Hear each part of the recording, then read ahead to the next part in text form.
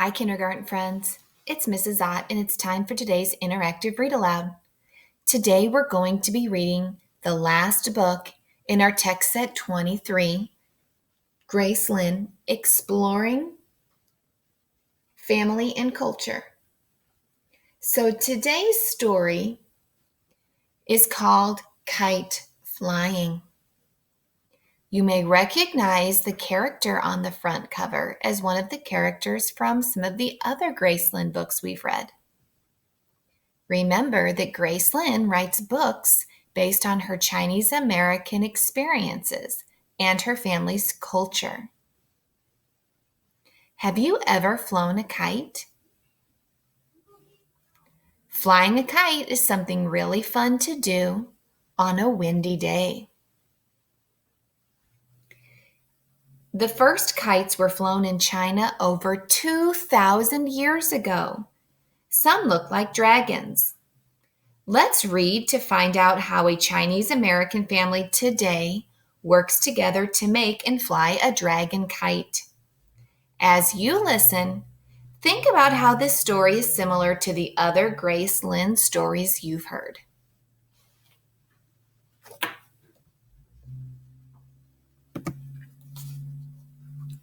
Kite Flying by Grace Lynn.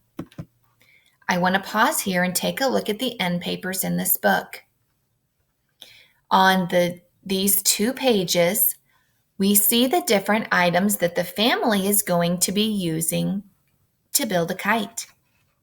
We have markers, sandpaper, small saw, craft knife, bamboo, joining tubes, metal rings, paint brushes, scissors, ruler, string, wooden sticks, tape, paint, and behind my picture is glue. I think that's really cool how Grace Lynn uses the end papers as part of her book. Next, we're going to turn to the title page. Kite Flying by Grace Lynn. What do we notice about this family, boys and girls? Yeah, this is the family that we've seen throughout many of Grace Lynn's books. Where do you think this family is right now?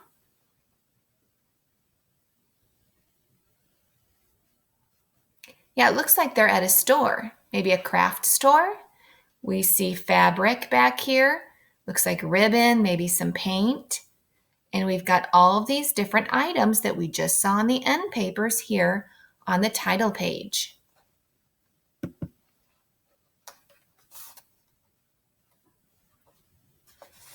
Now we're on the dedication page.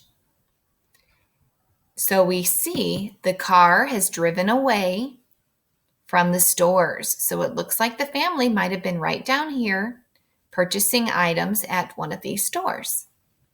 And we can look and see how windy it is outside.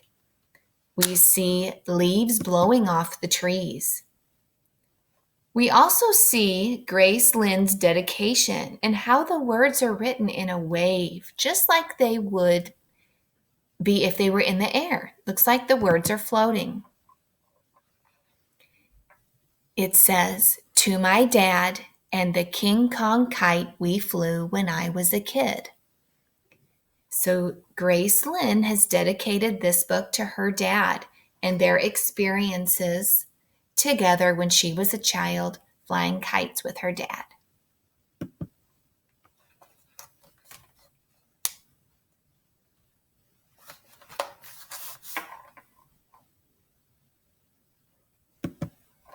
The wind is blowing. It is a good day for kites. We can see everything blowing, even their hair.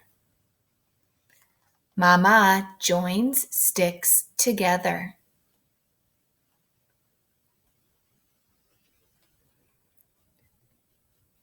Baba glues the paper. So he's gluing the sticks onto the paper.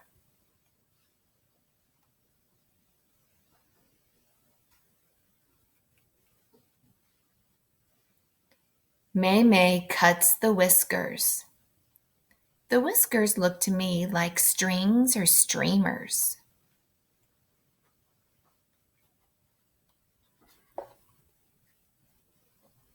Gigi paints a laughing mouth.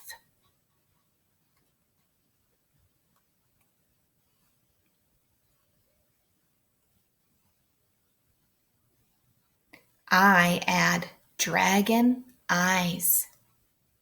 Very colorful and pretty.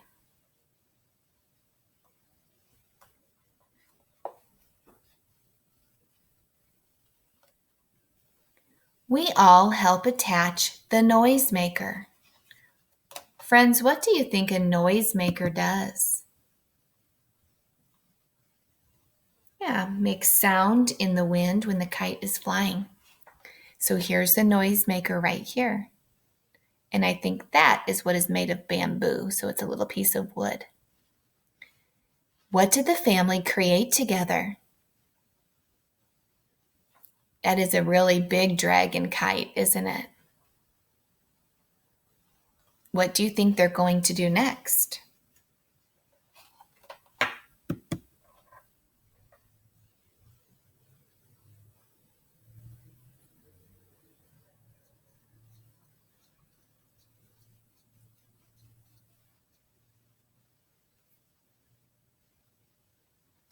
Dragon, are you ready to fly? So they went up to a big grassy hill. Look up! Our dragon is talking to the wind.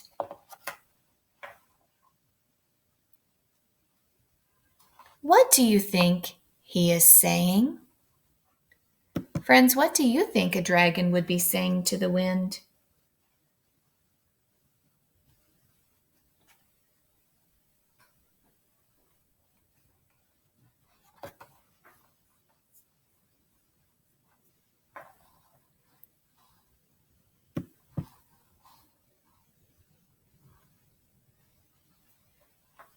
Notice, friends, there are a lot of kites flying in the sky.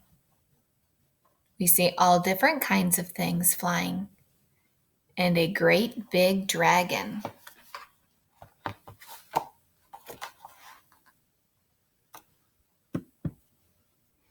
Many people believe that kite flying began in China over 2,000 years ago.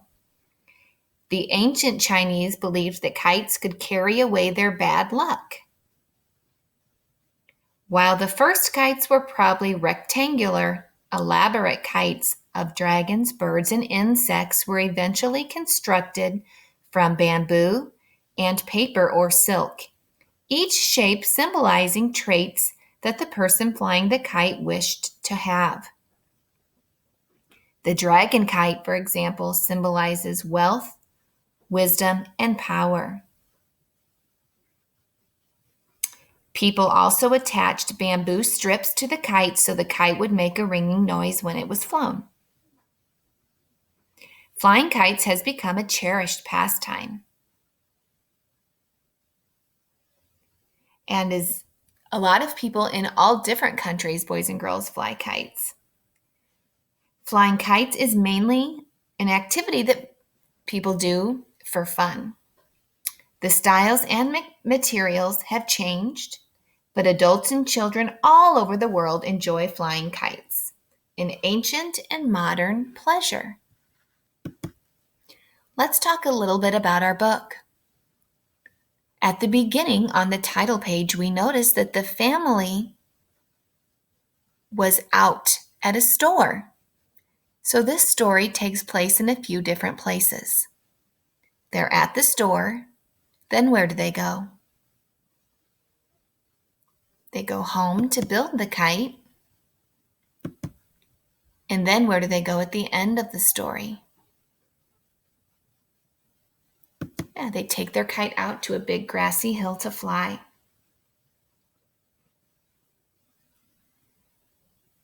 How does the family work together to build the kite? Yeah, they all do different things. They each have a special part that they do to put the kite together.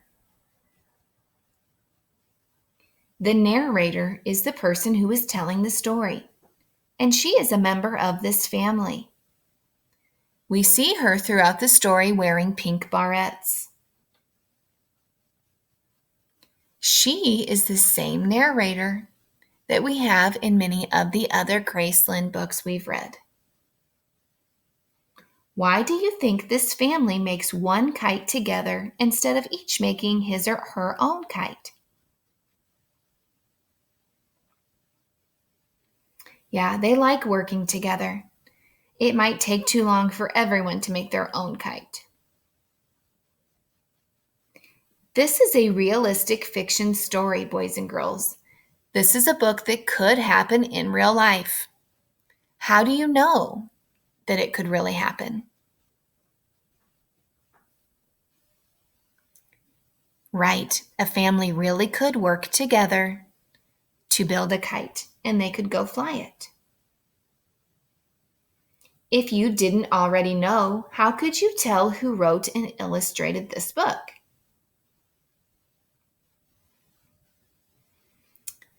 This book is written and illustrated in the same style as many of the other, or all of the other Graceland stories that we've read.